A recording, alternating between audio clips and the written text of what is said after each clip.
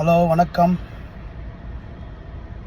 இந்த பதிவு போடுறது யாருக்குன்னா, இந்த மாமா பையன் துரைமுருகனுக்கும் சாமானுக்கும் தான் இது போடுறேன்.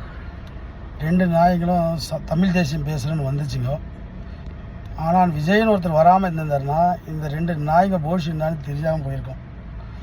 ஆனால் விஜய்னு வந்ததுனால இந்த 2 நாய்ங்க போஷின்னு நல்லா தெரிஞ்சு போச்சு. ஏண்டா சாட்டம் இருக்கா, ஏடா உங்களுக்கு எதனா அறிவு இருக்காடா, என்னதாடா வயிற்றுக்கு சாப்பிட்றீங்கன்னு எனக்கே ஒன்றும் புரியல. நீங்கள் 2 அண்ணனும் தம்பியும் தமிழ் தேசம் பேசின்னு வந்தீங்க. அதை பேசினே இருந்தீங்கனாலும் ஏதோ கிடைக்கிற ஓட்டாவது கிடச்சிருக்கும். உங்கள் வாயால் நீங்களே உங்களுக்கு கிடைக்கிற ஓட்டு கூட கெடுத்துக்கினீங்க. இந்த வாட்டி உங்களுக்கு அந்த ஓட்டு வரவே வராது. உங்கள் வாயினாலே கெடுத்துங்க. 2 அண்ணன் தம்பி 2 பேருமே குலைக்கிற நாய் வேட்டை பிடிக்காத நாங்கள் தெரியுமா, அது மாதிரி குலைச்சி வேட்டை பிடிக்காத போயிட்டீங்க நீங்கள் 2 பேருமே. 100% இந்த 26 உங்களுக்கு சரியான அடியாக தான் இருக்கும். அந்த வருஷம் அதில் மாற்றமே கிடையாது.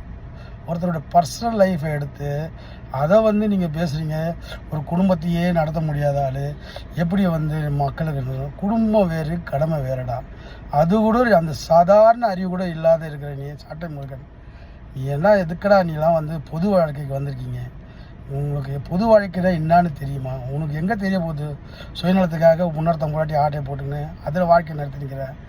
புரியுதா? குடும்பம் என்னன்னு தெரியுமா? இன்றைக்கி என்னென்ன குடும்பத்தில் வீட்டுக்கு பிரச்சனை இருக்குது. எந்த பொண்டாட்டியும் கிடையாது. ஆனால்பட்ட சிவபெருமானே பொண்டாட்டியை சந்தோஷப்படுத்த முடியல. புரியுதா? இதுதான் யதார்த்தம்.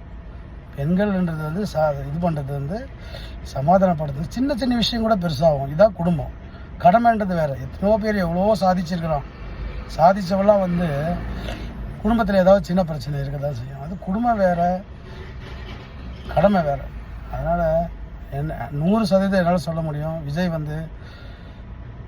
இந்த 50 வருஷத்தில் நடத்தாத ஒரு ஆட்சியை 100% நடத்துவார். 100% நம்பிக்கை இருக்குது.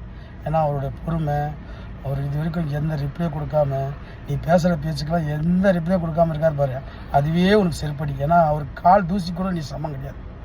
அவர் வீட்டுக்கு போகும்போது காலையில் மேட்டை தள்ளிட்டு போகிறார் தெரியுமா, கால் மேட்டை, அதில் உதிர்ற தூசி தான் நீங்கள் 2 அண்ணன் தம்பியும்.